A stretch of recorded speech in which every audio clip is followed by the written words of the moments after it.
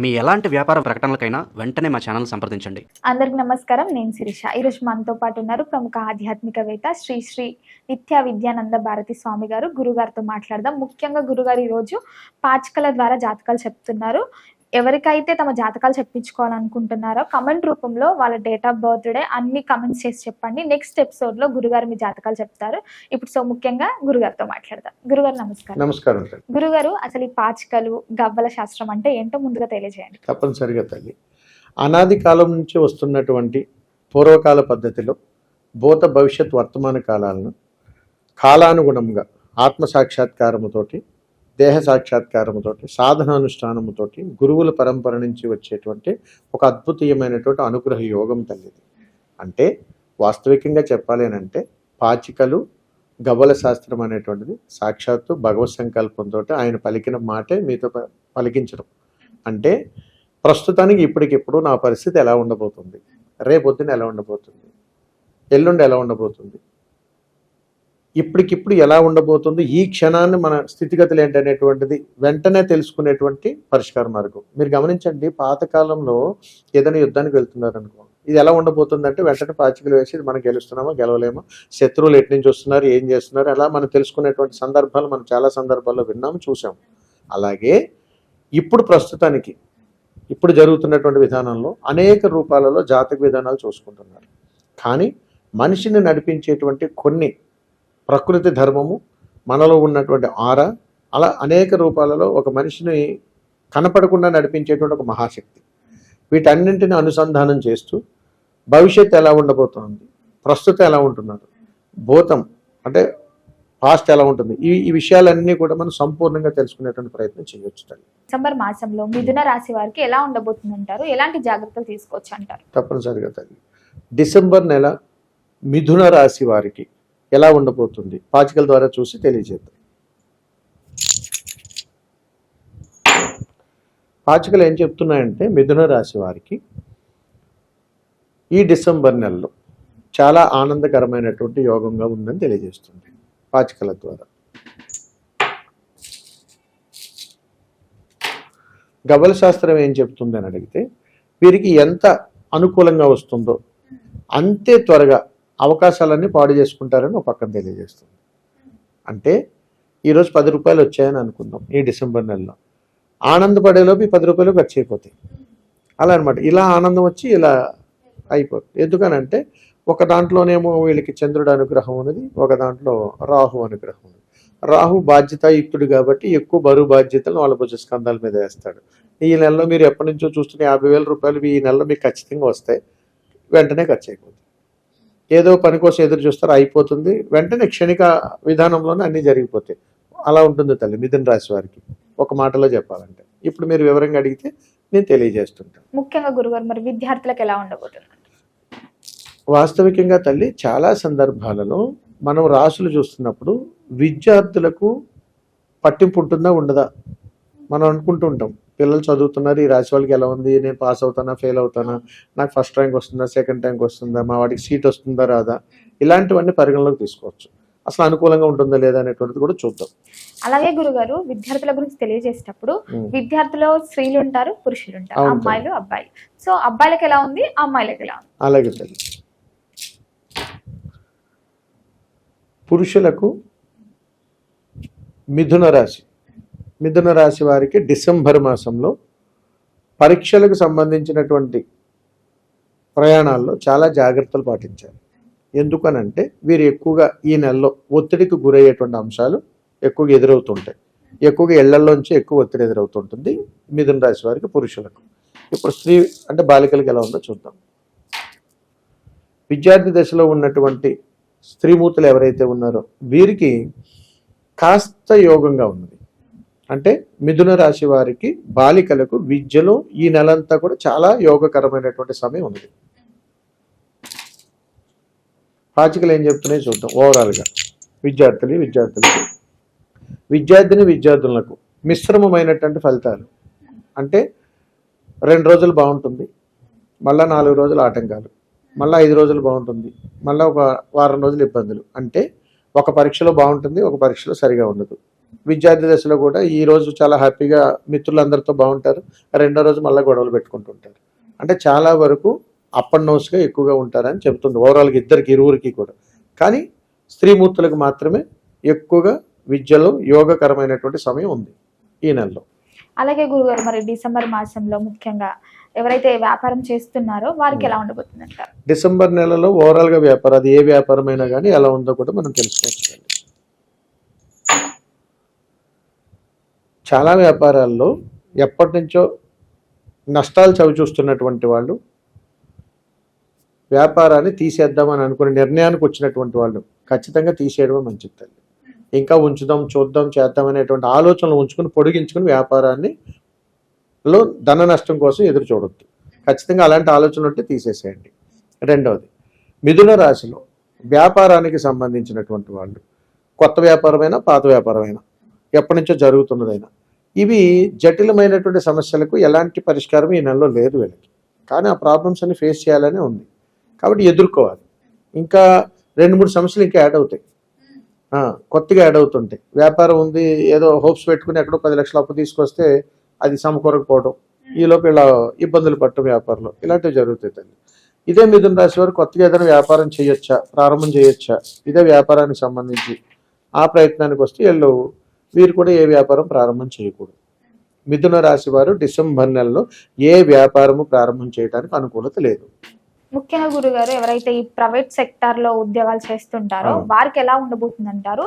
ఎవరైనా ఉద్యోగం మారాలి, వేరే ఉద్యోగం చేస్తామని ఆలోచన ఉన్న వాళ్ళకి ఈ మాసం అంతా మీరు ఏ జాగ్రత్త చెప్తారు? డిసెంబర్ నెలలో మిథున రాశి వారు ఉద్యోగంలో తీసుకోవాల్సిన జాగ్రత్తలు ఏమిటి, ఎలా ఉండబోతుంది? ఓవరాల్గా మిథున రాశి వారికి ఉద్యోగంలో కొత్త కొత్త పరిచయాలు ఏర్పడతాయి తల్లి ఈ నెలలో. వీళ్ళ సత్సంబంధాలు మెరుగుపడతాయి. ఎప్పటి నుంచో గొడవలు కూడా మిత్రులు కలిసిపోతారు. ప్రేమ వ్యవహారాల్లో అనుకోకుండానే చాలా మలుపులు తిరిగి అపార్థాలు చేసుకున్న వాళ్ళు అర్థం చేసుకునే ప్రయత్నాలు కూడా జరుగుతాయి. ఒక అద్భుతమైనటువంటి ఆనందకరమైనటువంటి పరిస్థితిని ఖచ్చితంగా ఎదురు చూస్తారు. అదే ఉద్యోగాల్లో వీరు ప్రమోషన్లు కానీ, ఎవరైనా ఉద్యోగాల్లో చేబదులు తీసుకున్నటువంటి వాళ్ళు కానీ వీళ్ళకి అనుకూలంగా సమయం కాబట్టి ఆశాజనకంగానే ఉంటుంది ఉద్యోగస్తులకి ఈ నెలంతా కూడా. ముఖ్యంగా గురుగారు ఎవరికైతే వివాహం జరగలేదో వివాహం గురించి ప్రయత్నించే వారికి ఈ మాసంలో స్త్రీలకి మరియు పురుషులకి ఎలా ఉండబోతుంది అంటారు? మిథున రాశి వారికి ఈ నెలలో ఉద్యోగ ప్రయత్నాలు వివాహ ప్రయత్నాలు అనేటువంటివి ఎలాగుంటాయి? వీరికి వివాహ ప్రయత్నాలు, పురుషులకి ఏదైనా ప్రయత్నం చేస్తే అనుకూలత యోగం అనేటువంటిది అస్సలు లేదు తల్లి. ఇప్పుడు స్త్రీమూర్తులకు వివాహ ప్రయత్నం చేస్తే ఎలా ఉండబోతుంది మిథున రాశి వారికి అని చూస్తే 100కి 100% అవకాశాలు ఉన్నాయి. కాబట్టి మిథున రాశి వారికి డిసెంబర్ నెలలో కళ్యాణ యోగం బలంగా ఉన్నది, ఇందులో ఎలాంటి సందేహం లేదు. మరి పురుషులకు అంత యోగకరంగా లేదు. మరి దీనికి పాచికల శాస్త్రం ఏం చెప్తుందో చూద్దాం. దీనికి గురుబలం ఒక చక్కటి పరిష్కారం ఉన్నది తల్లి. మరి మీరు తెలియజేయమంటే అది కూడా తెలియజేయండి గురుగారు. మిథున రాశి వారికి పురుషులలో వివాహ ప్రయత్నం కానీ చేస్తే అవకాశాలు బలంగా లేవు కాబట్టి పాచికల ద్వారా మనకు గురువు యొక్క అనుగ్రహం కానీ ఉన్నట్టయితే తప్పనిసరిగా ఆ కళ్యాణం గడియలన్నీ కూడా ఆసనం అవుతాయి, శుభయోగం వస్తుందని చెబుతుంది. మరి ఏం చేయాలంటే ఒక చక్కటి అరిటాకులో పెరుగన్నం పెట్టి ఎవరికైనా యాచకులకు ఒక ముగ్గురికి వారి స్వహస్త్రాలతో ఇవ్వగలిగితే కళ్యాణ గడియలు వచ్చేస్తాయి. గురుగారు ఇప్పుడు మీరు పెరుగన్నం అన్నారు, సో పెరుగన్నం అంటే అందరూ కొంతమంది ఉప్పు వేస్తారు, కొంతమంది అసలు ఉప్పు ఎప్పుడైనా సరే పరిహారాలు ఉప్పు వాడరు కాబట్టి ఎప్పుడు పెరుగన్నం అనేది ఉప్పు లేకుండా వారి స్వహస్త్రాలతో అరిటాకులో కలిపి ఎవరికైనా యాచకులకు ఒక ముగ్గురికి కానీ ఇవ్వగలిగితే కళ్యాణ గడియలు అనుకూలంగా ఏర్పడతాయి. అలాగే గురుగారు ఎవరికైతే కళ్యాణం జరిగి సంతానం కోసం చూస్తున్నారు వారికి మరి సంతాన యోగం ఉందంటారా? మిథున రాశి వారికి సంతాన యోగం ఇప్పటికైనా ఉన్నదా లేదా అనేటువంటి చూద్దాం. బ్రహ్మాండంగా ఉన్నది అది. సంతాన యోగం మిథున రాశి వారికి డిసెంబర్ నెలలో ఖచ్చితంగా ఉన్నది. అయితే ఎవరికి ప్రాబ్లం ఉంది స్త్రీ పురుషుల్లో అది కూడా చూడొచ్చు. మిథున రాశిలో ఉన్నటువంటి వాళ్ళలో పురుషులలో యోగకరంగానే ఉన్నది. ఏది సంతాన విషయంలో. స్త్రీమూర్తులలో అవకాశాలు తక్కువగా ఉన్నాయి. అంటే ఇక్కడ అర్థం ఏమిటని అడిగితే మనము సంతాన విషయంలో ఎవరో ఒక సమస్య ఉంటుంటుంది, లేదా ఇద్దరిదే ఉంటుంది. దానివల్ల ఏమిటంటే నాకు అన్ని అనుకూలంగా ఉన్నాయండి, లేకపోతే వారిది ఇబ్బందిగా ఉన్నాయి, లేకపోతే వారిది బాగుంటే నాకు ప్రాబ్లం ఉందండి, హెల్త్ ఇష్యూస్ అని చెప్తుంటారు. అందుకని ఈ రెండు చెప్పాల్సి వస్తుంటుంది. అందుకని ఇందులో ఏం చెప్తామంటే ఓవరాల్గా సంతాన యోగం అనేటువంటిది పురుషుల విధానంలో స్త్రీమూర్తుల విషయంలో ఆరోగ్యపరంగా కానీ మనం చూసినట్టయితే యోగకరమైనటువంటి అనుగ్రహం తక్కువగా ఉన్నాయని చెప్తారు. గురుగారు మరి దీనికి ఏదైనా పరిహారం చేయాలి? తప్పనిసరిగా తల్లి, మనం చాలా సందర్భాల్లో గమనిస్తుంటాం, సంతానం అవ్వట్లేదండి, మా వారికి చూస్తేనేమో అన్ని రిపోర్ట్లన్నీ బాగున్నాయండి, మా స్త్రీమూర్తులు చూస్తే అనుకూలత లేదండి, ట్యూబ్స్ ప్రాబ్లం ఉన్నాయండి అని చెబుతుంటారు.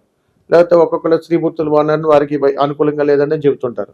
అందుకని దీనిని ఆ కోణంలో కానీ చూసినట్టయితే వీరు సంతానానికి సంబంధించినంత వరకు కొన్ని రకాల పరిహారాలు కానీ చేసుకోగలిగితే కాస్త యోగకరమైనటువంటి అనుగ్రహం ఉంటుంది.